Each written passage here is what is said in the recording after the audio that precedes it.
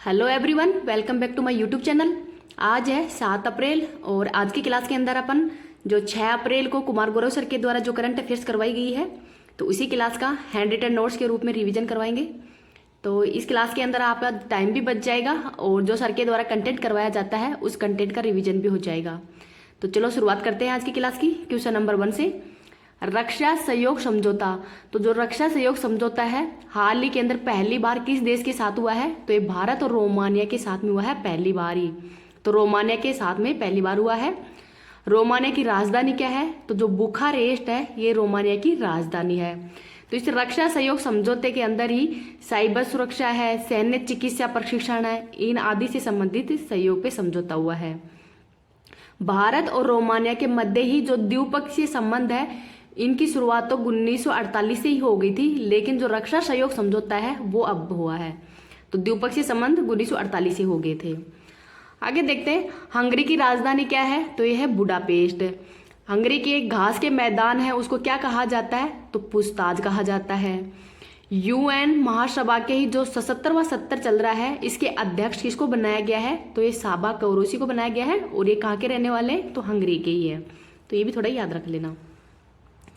आगे देखते हैं क्वेश्चन नंबर 2, कोप इंडिया लड़ाकू प्रशिक्षण अभ्यास का आयोजन। तो जो कोप इंडिया लड़ाकू प्रशिक्षण अभ्यास है इसका आयोजन भारत और यूएसए के मध्य किया जा रहा है। और इसका आयोजन कहाँ पे किया जा रहा है? तो कलाई मुंडा एयरबेस है पश्चिम बंगाल के अंदर ही। तो कलाई मुंडा एयरबेस पश्चिम बंगाल के अंदर ही इसका आयोजन किया जा रहा है। कब से कब तक किया जाएगा? तो 10 अप्रैल से 21 अप्रैल के मध्य ही इसका आयोजन किया जा रहा है। और इसके अंदर क्या क्या क्या भाग ले रहे हैं? तो राफेल, सुखोई और तेजस है, इन लड़ाकू विमानों के द्वारा इसमें भाग लिया जा रहा है। तो राफेल है ये किस देश से खरीदे गए थे? तो फ्रांस से खरीदे गए थे। जो कोप इंडिया लड़ाकू प्रशिक्षण अभ्यास है इसकी शुरुआत कब से की गई है?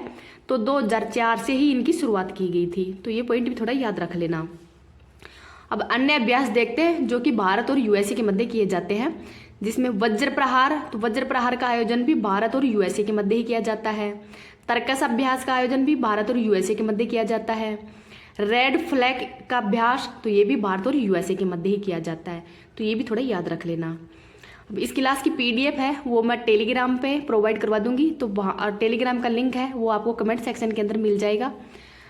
और अगर टेलीग्राम का लिंक ओपन नहीं हो रहा है तो आप लर्न विद किरण गुजर नाम से सर्च कर सकते हैं। इस क्लास के जो भी मतलब ये जो कम्युनिटी पोस्ट के अंदर भी मैं इसके ये है पीडीएफ है वो प्रोवाइड करवा देती हूँ। तो वहाँ से भी आप इसके क्लास की पीडीएफ है, नोट्स वगैरह है वो देख सकते हैं। अगर आपको ये वीडियो पसंद आ रहा है तो प्लीज़ इसको ज़्यादा से ज़्यादा लाइक एंड शेयर कर देना। और अभी चैनल को सब्सक्राइब नहीं किया है तो चैनल को सब्सक्राइब भी कर लेना। आगे देखते हैं क्वेश्चन नंबर 3, ओपेक 13। तो ओपेक जो 13 जासूसी सैटेलाइट है ये किसने लॉन्च किया है? तो इजराइल के द्वारा इसको लॉन्च किया गया है। इजराइल की एक जासूसी एजेंसी है जिसका नाम है मोसाद। तो मोसाद ये इजराइल की एक जासूसी एजेंसी है। इजराइल के प्रधानमंत्री कौन है? तो बेंजामिन नेतन्याहू है, ये इजराइल के प्रधानमंत्री है। इजराइल की संसद को क्या कहा जाता है? तो निसेट इजराइल की संसद को कहा जाता है। ये जो ओपेक है ये सिंथेटिक अपर्चर रडार लगे हुए हैं जिससे कि ये इसका अवलोकन भी कर सकता है। जो ओपेक 13 है इसका पहली बार मतलब कब लॉन्च किया गया था? तो इस बार तो ये 13 नंबर का है। तो पहली बार ये लॉन्च किया गया था 1998 के अंदर ही। तो 1998 के अंदर इसको पहली बार लॉन्च किया गया है। और अभी इसका कौन सा संस्करण है? तो ये 13वां संस्करण है। तो ये थोड़ा याद रख लेना। आगे देखते हैं क्वेश्चन नंबर 4, फ्रांस का सर्वोच्च नागरिक पुरस्कार सेवेलियन डे ला लेगियन डी हुनर से किसे सम्मानित किया गया है? तो किरण नादर है, इनको सम्मानित किया गया है।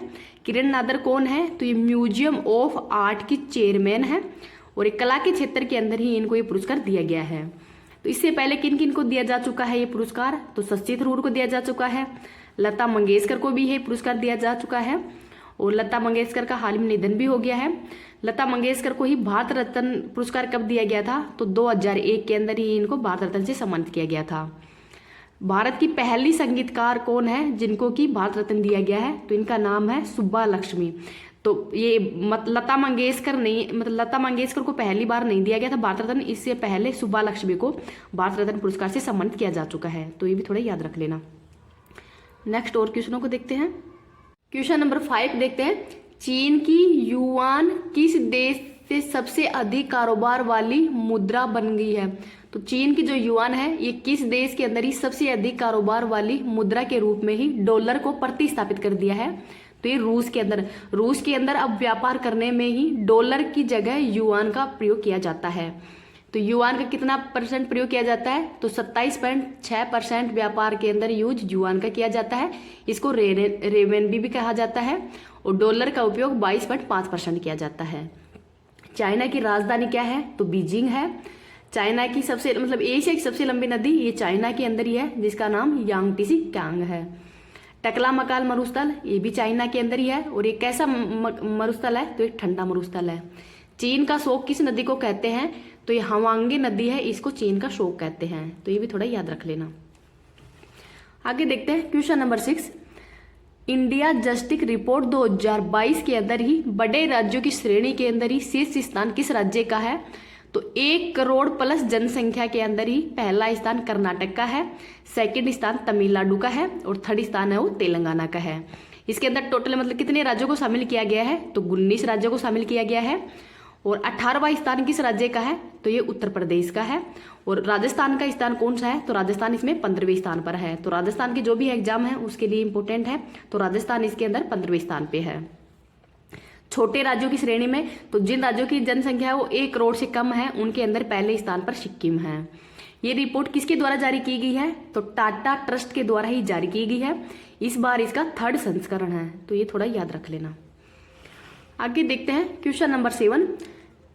मिर्चा चावल को हाल ही में जीआई टैग दिया गया है। तो ये चावल कहाँ का प्रसिद्ध है? तो बिहार के ही पश्चिमी जो चंपारण है वहां का प्रसिद्ध है, जिसको कि हाल ही में जीआई टैग दिया गया है।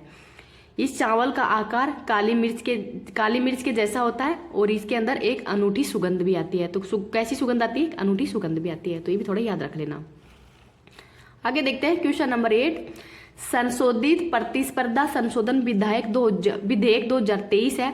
इसको हाल ही के अंदर ही राष्ट्रपति की मंजूरी के लिए भेजा गया है। तो ये प्रतिस्पर्धा एक्ट है। ये कब लाया गया था? पहले तो 2002 में लाया गया था। और इस पे साइन कब किए गए थे? तो 2003 के अंदर इसमें साइन किए गए थे। हाल ही के अंदर इसमें कुछ संशोधन किया गया है। तो क्या क्या संशोधन किया गया है वो देख लेते हैं। इसके अंतर्गत ही 2000 करोड़ रुपए से अधिक पर ही विलय व अधिकरण की जो अनुमति है वो भारतीय प्रतिस्पर्धा आयोग के द्वारा ही दी जाएगी। तथा इसकी समय सीमा है, इस अनुमति की समय सीमा है वो पहले 210 दिन थी। अब इसकी अनुमति जो समय सीमा है वो 150 दिन कर दी गई है। तो ये भी थोड़ा याद रख लेना कि अब इस टाइम समय को घटा दिया गया है। आगे देखते हैं क्वेश्चन नंबर 9। FICCI फसाई के अंदर जो फॉलो है कि महिला संगठन अध्यक्ष है वो किसको बनाया गया है? तो ये सुधा शिव कुमार को बनाया गया है। ये FICCI का हेडक्वार्टर कहाँ पे है? तो नई दिल्ली के अंदर है। इसकी स्थापना कब की गई थी? तो 1983 के अंदर इसकी स्थापना की गई है। यह महिला व्यापारियों का ही सबसे पुराना नाम है। तो जिसमें महिला व्यापारी हैं उनका सबसे पुराना नाम ही क्या है? फॉलो है। आगे देखते हैं question number 10। Fino payments bank किस IPL टीम के द्वारा ही अपना डिजिटल बैंकिंग साथी घोषित किया है? तो जो फिनो पेमेंट बैंक है इसको किस IPL टीम के द्वारा ही अपना डिजिटल बैंकिंग साथी घोषित किया है? तो जो राजस्थान रॉयल्स है इसके द्वारा ही इसको अपना डिजिटल बैंकिंग साथी घोषित किया गया है। इसको घोषित करने का उद्देश्य क्या है? तो जो डिजिटल बैंकिंग है इसको बढ़ावा देना ही इसका प्रमुख उद्देश्य है। और हाल ही के अंदर जो IPL हो रहे हैं ये तो कौन से नंबर के हो रहे हैं? तो 16वें नंबर के हैं। इसके अंदर टोटल कितनी टीमें भाग ले रही हैं? तो 10 टीम है इसके अंदर टोटल भाग ले रही हैं। पहला मैच गुजरात वर्सेस चाइना के मध्य हुआ था जिसमें गुजरात विजेता बना था। गुजरात के कप्तान कौन है? तो ये है कप्तान कौन है? तो ये है हार्दिक पांडे। और उपविजेता बनी थी चेन्नई। ये मैच कहाँ पे हुआ था? तो जो नरेंद्र मोदी स्टेडियम अहमदाबाद गुजरात के अंदर ही इसका आयोजन किया गया था। जो IPL नंबर 15वें नंबर का है तो उसके अंदर विजेता कौन बनी थी? तो भी गुजरात ही बनी थी। उपविजेता कौन बनी थी? तो राजस्थान रॉयल्स है वो उपविजेता बनी थी। और जो महिलाओं का जो IPL हुआ था उसके अंदर ही विजेता टीम कौन बनी है? तो वो मुंबई बनी है। और इसके अंदर सबसे महंगी खिलाड़ी कौन थी? तो स्मृति मंदाना है वो सबसे महंगी खिलाड़ी थी। नेक्स्ट और देखते हैं। अब अपन जो लल्लन टॉप क्वेश्चन है उनका रिवीजन कर लेते हैं। जो सर के द्वारा 1 से लेकर 10 तक जो लल्लन टॉप क्वेश्चन करवाए गए हैं उनका एक साथ अभी रिवीजन करवा देती हूँ। लल्लन टॉप क्वेश्चन को रिवीजन कर लेते हैं। भारत फ्रांस यूएई के मध्य ही हाल ही में त्रिपक्षीय समझौता हुआ है, तो ये किससे संबंधित है? तो COP 15 के अंदर ही हुआ था, जैव विविधता से संबंधित है। आर्थिक सहयोग के लिए ही उत्तर प्रदेश के द्वारा ही किस देश के साथ में पहली बार समझौता हुआ है? तो सिंगापुर के साथ में हुआ है। I2U2 है, इसकी पहली उप मंत्रालय बैठक का आयोजन कहाँ पे किया गया है? तो अबू धाबी के अंदर ही किया गया है। I2U2 के अंदर कौन कौन से देश शामिल है? तो भारत है, इजराइल है, USA है और UAE है। आगे देखते हैं, 100 से अधिक चीतों के लिए ही भारत ने किस देश के साथ समझौता किया है? तो दक्षिण अफ्रीका के साथ समझौता किया है। इससे पहले भारत के द्वारा ही नामीबिया से 8 चीते हैं, वो कूनो नेशनल पार्क मध्य प्रदेश के अंदर लाए गए थे। आगे देखते हैं, खाद्य और कृषि संगठन का ही 12वें सत्र है, इसकी अध्यक्षता कौन कर रहा है? तो डॉक्टर VN त्रिपाठी के द्वारा इसकी अध्यक्षता की जा रही है। और भारत अब की बार खाद्य और जो कृषि संगठन है इसका उपाध्यक्ष भी है। नेक्स्ट देखते हैं, खंजर अभ्यास तो भारत और किर्गिस्तान के मध्य किया जाता है। धर्म गोर्जन अभ्यास का आयोजन भारत और जापान के मध्य। सुरक्षा कवच जो 2 नंबर का है, इसका आयोजन किसके मध्य किया जाता है? तो ये आपको कमेंट सेक्शन के अंदर बताना है। आगे देखते हैं, एक्स संप्रति अभ्यास का आयोजन तो भारत और बांग्लादेश के मध्य।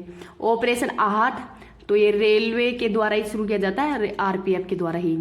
मिलन अभ्यास विशाखापट्टनम के अंदर इसका आयोजन किया गया है। फ्रांजेक्स युद्ध अभ्यास का आयोजन तो भारत और फ्रांस के मध्य किया गया है। आगे देखते हैं, इसरो ने कहां से ही लघु उपग्रह प्रक्षेपण यान SSLV D2 का ही पहली बार सफल प्रक्षेपण किया है? तो श्रीहरिकोटा आंध्र प्रदेश से इसका सफल परीक्षण किया गया है। इसके अंतर्गत ही आजादी सैट 2 और EOS 7 है उपग्रह को लॉन्च किया गया है। तो EOS 7 तथा आजादी सैट है, इसको ही लॉन्च किया है। आगे देखते हैं, अंतर्राष्ट्रीय अंतरिक्ष स्टेशन जाने वाली सऊदी अरब की पहली महिला अंतरिक्ष यात्री कौन है? तो इनका नाम है रेयना बरवानी। नेक्स्ट देखते हैं, चांद पर जाने वाली पहली महिला कौन है? तो यह है क्रिस्टीना कोच। तो क्रिस्टीना कोच है, ये चांद पर जाने वाली पहली महिला है। और इनका ही रिकॉर्ड मतलब सबसे ज़्यादा मतलब चांद पर रहने वाली महिला, अंतरिक्ष में रहने वाली महिला का रिकॉर्ड भी इनके नाम पे ही है। आगे देखते हैं, परमाणु थर्मल रॉकेट इंजन प्रशिक्षण करने की घोषणा किस देश ने की है? किस देश के भविष्य के अंदर ही मंगल अभियानों के द्वारा की गई है? तो नासा के द्वारा की गई है। 51 स्टारलिंक के उपग्रह किसके द्वारा लॉन्च किए हैं? तो फाल्कन 9 के द्वारा लॉन्च किए हैं। 36 वन वे उपग्रह हैं, ये किसके द्वारा लॉन्च किए गए हैं? तो LBM 3 के द्वारा लॉन्च किए गए हैं। आगे देखते हैं, हार्वर्ड लॉ स्कूल सेंटर के अंदर ही वैश्विक नेतृत्व पुरस्कार से किसको सम्मानित किया गया है? तो जस्टिस DY चंद्रचूड़ को सम्मानित किया गया है। तो ये भारत के 50वें मुख्य न्यायाधीश है। नेक्स्ट देखते हैं, 3 ग्रैमी पुरस्कार जीतने वाले पहले भारतीय कौन है? तो इनका नाम है रिक्की केज। तो रिक्की केज ऐसे संगीतकार हैं जिन्होंने 3 ग्रैमी पुरस्कार जीते हैं। आगे और क्वेश्चनों को देखते हैं। नेक्स्ट देखते हैं, national geographic pictures of the year award ये किसको दिया गया है? तो कार्तिक सुब्रमण्यम को दिया गया है। भारत के अंदर ही ऑस्कर के अंदर भारत के अंदर जो ऑस्कर से सम्मानित सॉन्ग कौन सा है? तो नाटो नाटो सॉन्ग है। और एक कौन सी फिल्म का है? तो RRR फिल्म का है।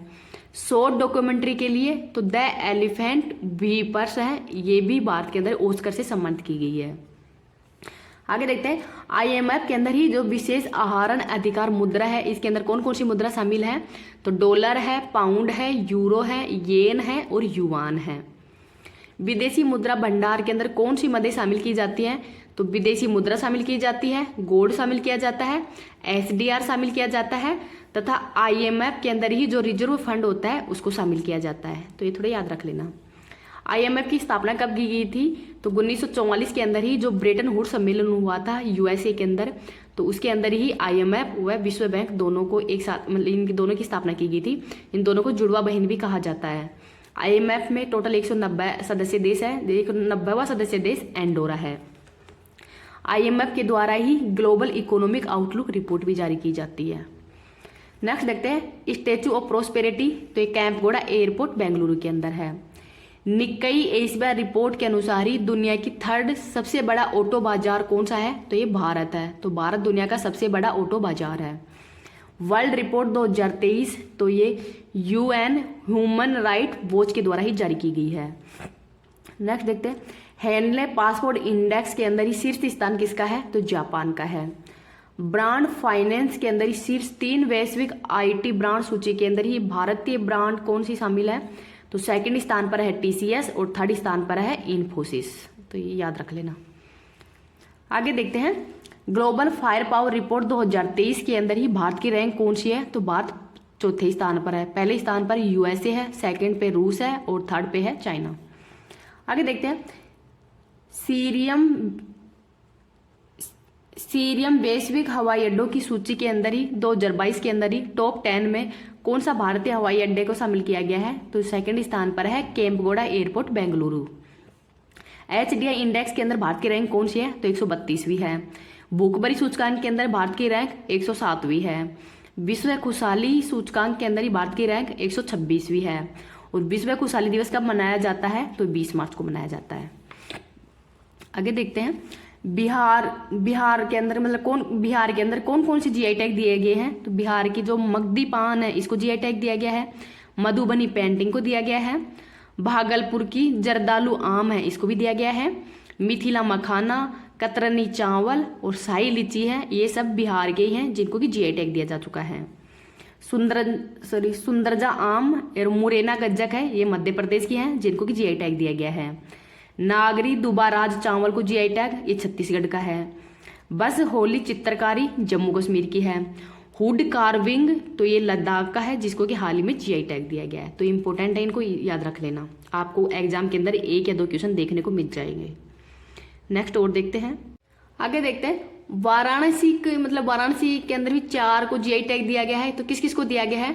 पान को, भाता बैंगन, आदिम चीनी तथा लंगड़ा आम है, इनको भी हाल ही में GI टैग दिया गया है। आगे देखते हैं, सुप्रीम कोर्ट की स्थापना दिवस पहली बार कब मनाया गया है? तो 4 फरवरी 2023 को मनाया गया है। और इस पर मुख्य अतिथि कौन थे? तो सुंदरेश मेनन है जो कि सिंगापुर के मुख्य न्यायाधीश है, ये ही इस पर मुख्य अतिथि भी थे। भारत के 22वीं विधि आयोग के अध्यक्ष कौन है? तो ऋतुराज अवस्थी हैं। देश में पहली बार किस हाई कोर्ट के अंदर ही क्षेत्रीय भाषा के अंदर फैसला प्रकाशित किया है? तो केरल हाई कोर्ट के द्वारा ही मलयालम भाषा के अंदर ही पहली बार भाषा के अंदर ही फैसला प्रकाशित किया गया है। आगे देखते हैं, निष्क्रिय इच्छा मृत्यु के नियमों के अंदर ही किसने संशोधन किया है? तो सुप्रीम कोर्ट के द्वारा ही। सुप्रीम कोर्ट के निर्णयों के अंदर ही ई-निरीक्षण सॉफ्टवेयर के माध्यम से ही कौन सी क्षेत्रीय भाषाओं के अंदर ही अनुवाद की घोषणा की है? तो हिंदी है, तमिल, गुजराती और उड़िया के अंदर ही ये अनुवाद की घोषणा की गई है। तो 4 भाषाओं के अंदर अनुवाद की घोषणा की है। आगे देखते हैं, हॉकी एथलीट के ब्रांड एम्बेसडर किसको बनाया गया है? तो सलीमा टेटे को बनाया गया है। फिक्की के महासचिव कौन है? तो शैलेज पाठक हैं। हार्वर्ड लॉ रिव्यू की अध्यक्ष कौन है? तो अप्सरा अय्यर है। दिल्ली नगर निगम की महापौर कौन है? तो इनकी नाम है सेली ओबराय। तेलंगाना की पहली महिला मुख्य सचिव कौन है? तो शांति कुमारी है। तो इंपॉर्टेंट नाम है, इनको याद रख लेना। आगे देखते हैं, हर पेमेंट डिजिटल मिशन किसने प्रारंभ किया है? तो RBI के द्वारा शुरू किया गया है। दुनिया का पहला हैंड एम्बेसडर किसको बनाया गया है? तो सचिन तेंदुलकर को। किसके द्वारा? तो सेवलोन के द्वारा ही बनाया गया है। क्रिप्टो को ही मुद्रा के व्यापार में कौन सा कानून लागू किया गया है? तो धन शोषण एक्ट 2002 है। भारत क्रिप्टो को अपनाने वाला कौन सा देश बना है? तो 7वां देश है। आगे देखते हैं, सिलिकॉन वैली बैंक जो कि वित्तीय संस्थागत विफलता के कारण ही हाल में बंद हो गया है, तो किस देश का है? तो USA का है। MSME प्रतिस्पर्धा योजना तो नारायण राणे के द्वारा ही शुरू की गई है। MSME मंत्रालय के मंत्री हैं ये। तो ये लल्लन टॉप क्वेश्चन से संबंधित क्वेश्चन यही समाप्त होते हैं। अब अपन गायत्री मंत्र का रिवीजन कर लेते हैं। आज सर के द्वारा जो ब्रह्मास्त्र है उसका रिवीजन नहीं करवाया गया था, आज शाम को करवाएंगे, तो फिर मैं कल की क्लास के अंदर ही उसका रिवीजन करवा दूंगी। आज के गायत्री मंत्र के अंदर प्रमुख अनुसूचियां को देख लेते हैं। पहली अनुसूची का संबंध तो राज्यों का संघ से संबंधित है। वर्तमान में भारत के अंदर 28 राज्य व 8 केंद्र शासित प्रदेश हैं। दूसरी अनुसूची के अंदर वेतन भत्ते व पेंशन का उल्लेख है। तीसरी अनुसूची के अंदर शपथ संबंधी उल्लेख है। चौथी अनुसूची के अंदर राज्यसभा की सीटों का उल्लेख है। पांचवी अनुसूची के अंदर अनुसूचित जाति और अनुसूचित जनजातीय प्रशासन का उल्लेख किया गया है। छठी अनुसूची के अंदर असम, त्रिपुरा, मेघालय, मिजोरम का जो जनजातीय प्रशासन है उसका उल्लेख किया गया है। तो ये याद रख लेना कौन कौन से राज्य शामिल है। इसके अंदर मणिपुर शामिल नहीं है, असम, त्रिपुरा, मेघालय और मिजोरम शामिल है। 7वीं अनुसूची तो केंद्र राज्यों के बीच शक्तियों का बंटवारे से संबंधित है। 8वीं अनुसूची तो ये भाषाओं से संबंधित है, मतलब वर्तमान में 22 भाषाएं हैं और प्रारंभ में 14 भाषाएं थी। तो 15वीं भाषा को 21वें संविधान संशोधन के द्वारा ही सिंधी भाषा के रूप में जोड़ा गया था। 71वें संविधान संशोधन के द्वारा ही नेपाली, मणिपुरी और कोंकणी मतलब नमक, तो नेपाली, मणिपुरी और कोंकणी को जोड़ा गया है। 92वें संविधान संशोधन के द्वारा ही 4 भाषाओं को जोड़ा गया था, बोडो, डोंगरी, संथाली और मैथिली। आगे देखते हैं 9वीं अनुसूची तो ये भूमि सुधार से संबंधित है। 10वीं अनुसूची तो दल बदल से संबंधित प्रावधान है और इसको कब जोड़ा गया था, तो इसको 52वां संविधान संशोधन 1985 को जोड़ा गया था। 11वीं अनुसूची तो इसके अंदर पंचायतों का प्रावधान है। 73वां संविधान संशोधन किया गया था और ये लागू किया गया था 24 अप्रैल 1993 के अंदर ही। इसके अंदर टोटल 29 विषय हैं। आगे देखते हैं 12वीं अनुसूची तो ये नगर निकायों का इसके अंदर प्रावधान है। इसके अंतर्गत 74वां संविधान संशोधन हुआ था और इसके अंदर टोटल विषय है 18। तो ये भी थोड़ा याद रख लेना। आगे अब जो महत्वपूर्ण अनुच्छेद है उनको देख लेते हैं। अनुच्छेद नंबर 1 तो राज्य व केंद्र शासित प्रदेशों के बारे में है। अनुच्छेद नंबर 5 से 11 तो इसमें नागरिकता का उल्लेख किया गया है। अनुच्छेद 14 में विधि के समक्ष समानता का उल्लेख है। अनुच्छेद 17 के अंदर अस्पृश्यता के अंत का उल्लेख है। अनुच्छेद 18 में उपाधियों का अंत का उल्लेख है। अनुच्छेद 19(1)(a) के अंतर्गत ही विचार व अभिव्यक्ति की स्वतंत्रता का उल्लेख है। अनुच्छेद नंबर 21 के अंदर प्राण एंड दैहिक स्वतंत्रता को अधिकार दिया गया है। अनुच्छेद 21(1) के अंदर शिक्षा से संबंधित है और इसको 86वां संविधान संशोधन 2002 के द्वारा ही जोड़ा गया है। अनुच्छेद 24 के अंदर शोषण के विरुद्ध। अनुच्छेद 25 में अंतःकरण की स्वतंत्रता का उल्लेख है। अनुच्छेद 32 के अंदर ही इसको संवैधानिक उपचारों का अधिकार कहा जाता है और भीमराव अंबेडकर के द्वारा ही इनको संविधान की आत्मकथा है। अनुच्छेद 37 में नीति निर्देशक तत्व अपरिवर्तनीय है। अनुच्छेद 38 के तहत लोक कल्याणकारी राज्य की स्थापना। अनुच्छेद 39(a) में निःशुल्क विधिक सहायता। अनुच्छेद 40 के अंतर्गत ही ग्राम पंचायतों के गठन का उल्लेख किया गया है। तो वेरी वेरी इंपॉर्टेंट अनुच्छेद है, इनको याद रख लेना। अनुच्छेद नंबर 44 में समान नागरिक संहिता का उल्लेख है और अभी तक समान नागरिक संहिता लागू करने वाला एकमात्र राज्य है गोवा। अनुच्छेद 47 पोषण से संबंधित। 50 कार्यपालिका एंड न्यायपालिका के पृथक्करण का। अनुच्छेद 51 अंतर्राष्ट्रीय शांति से संबंधित है। अनुच्छेद 51(a) मौलिक कर्तव्य से संबंधित है और मौलिक कर्तव्यों को 42वें संविधान संशोधन 1976 के अंदर जोड़ा गया था स्वर्ण सिंह समिति की सिफारिश पर ही और भाग 4(1) के अंतर्गत है। अनुच्छेद नंबर 52 में राष्ट्रपति। अनुच्छेद 53 में कार्यपालिक शक्ति नीति है राष्ट्रपति की। अनुच्छेद 54 के अंदर ही राष्ट्रपति का निर्वाचन मंडल। अनुच्छेद 55 के अंदर राष्ट्रपति का निर्वाचन विधि। अनुच्छेद 56 के अंदर राष्ट्रपति का कार्यकाल। अनुच्छेद 60 में राष्ट्रपति की शपथ। अनुच्छेद 61 में राष्ट्रपति पर महाभियोग। अनुच्छेद 63 में उपराष्ट्रपति का उल्लेख। अनुच्छेद 71 में चुनाव संबंधी जो विवाद होते हैं उनका निपटारा है वो सुप्रीम कोर्ट द्वारा किया जाएगा। अनुच्छेद 72 के अंतर्गत समाधान की शक्ति राष्ट्रपति के अंदर निहित है। अनुच्छेद 76 के अंतर्गत महान्यायवादी का उल्लेख है। अनुच्छेद 108 के अंदर ही संयुक्त बैठक का उल्लेख है। अनुच्छेद 110 में धन विधेयक। अनुच्छेद 112 के अंदर ही वार्षिक वित्तीय विवरण का उल्लेख। अनुच्छेद 123 में ही राष्ट्रपति की अध्यादेश जारी करने की शक्ति। अनुच्छेद 124 में सुप्रीम कोर्ट। अनुच्छेद 129 के अंदर ही अभिलेख न्यायालय अर्थात सुप्रीम कोर्ट का अभिलेख न्यायालय भी होगा। अनुच्छेद 143 के अंदर ही राष्ट्रपति एवं सुप्रीम कोर्ट से परामर्श ले सकता है। अनुच्छेद 148 के अंदर ही महालेखागार का उल्लेख है। अनुच्छेद 153 के अंदर राज्यपाल। अनुच्छेद 161 के अंदर ही राज्यपाल की क्षमादान की शक्ति। अनुच्छेद 165 के अंदर ही महाधिवक्ता का उल्लेख है और अनुच्छेद 213 के अंदर ही राज्यपाल के द्वारा जो अध्यादेश जारी किया जाता है और अनुच्छेद 214 के अंदर ही हाई कोर्ट का उल्लेख है। आगे और देखते हैं। अनुच्छेद 215 के अंदर मतलब हाई कोर्ट वो एक अभिलेख न्यायालय होगा। अनुच्छेद 243 से 243(o) तक स्थानीय स्वशासन मतलब जो पंचायती राज से संबंधित है। अनुच्छेद 226 के अंदर हाई कोर्ट के द्वारा जो रिट जारी की जाती है। अनुच्छेद 39(a) में दिल्ली संबंधी। अनुच्छेद 246(a) में जीएसटी। अनुच्छेद 263 अंतर्राज्य परिषद से संबंधित है। अनुच्छेद 266 संचयी निधि का उल्लेख है। अनुच्छेद 267 आकस्मिक निधि का उल्लेख है। अनुच्छेद 280 वित्त आयोग से संबंधित है। अनुच्छेद 300A संपत्ति के अधिकार से संबंधित है। और अनुच्छेद 315 यूपीएससी का। अनुच्छेद 324 निर्वाचन आयोग का उल्लेख किया गया है। और अनुच्छेद 238 तो राष्ट्रीय अनुसूचित जाति आयोग का उल्लेख है। और अनुच्छेद 338A ये राष्ट्रीय अनुसूचित जनजाति आयोग का उल्लेख है। अनुच्छेद 343 तो राजभाषा हिंदी से संबंधित है। अनुच्छेद 352 तो राष्ट्रीय आपातकाल से संबंधित है। और अब तक भारत के अंदर 3 बार राष्ट्रीय आपातकाल लग चुका है। और ये आपातकाल है वो युद्ध, बाहरी आक्रमण व सशस्त्र विद्रोह के कारण लगता है।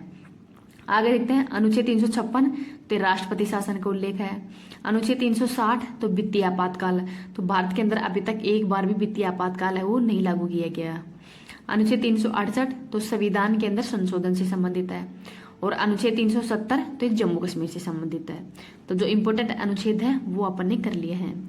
आज की क्लास यही समाप्त होती है। Thank you.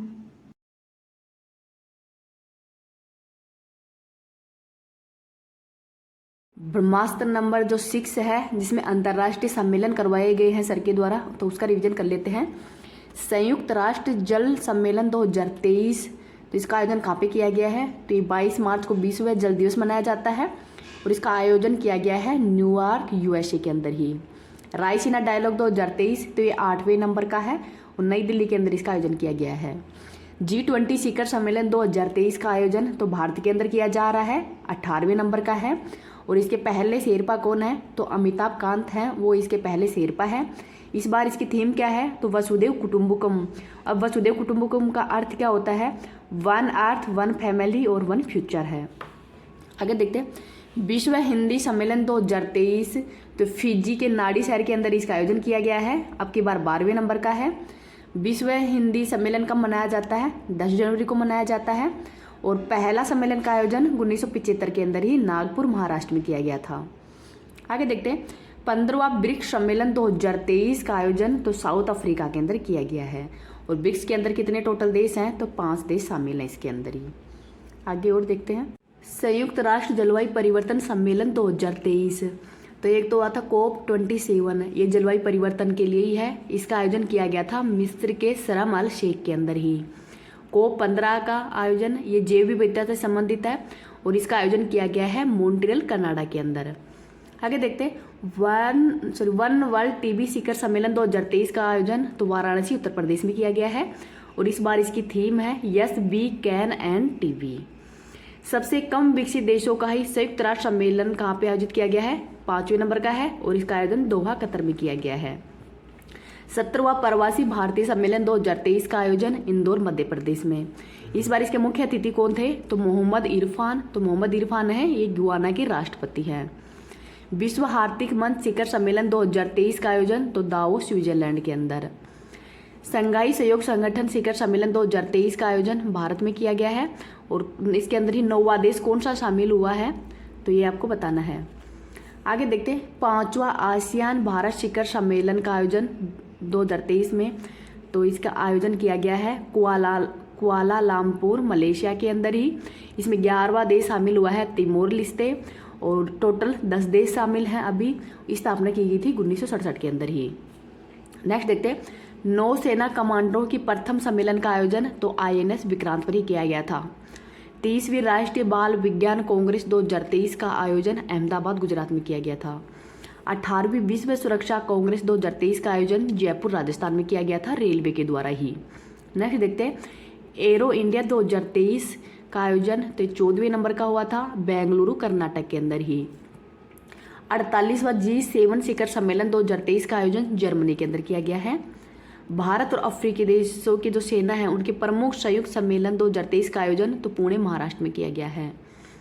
अंतर्राष्ट्रीय आपराधिक पुलिस संगठन की ही जो 90वीं महासभा है इसका आयोजन कहाँ पे किया गया है तो नई दिल्ली के अंदर किया गया है। तो सर के द्वारा ये मतलब कल करंट के साथ तो ये क्लास करवाई नहीं गई थी, तो कल शाम को करवाई गई है। तो अब आज मैं करंट के साथ में ही इसका रिवीजन करवा देती हूँ। थोड़ी तबीयत भी ख़राब हो रही है आजकल क्योंकि मौसम ऐसा ही चेंज हो रहा है ना, तो जुकाम लग रही है। तो अभी क्लास यही समाप्त होती है। Thank you.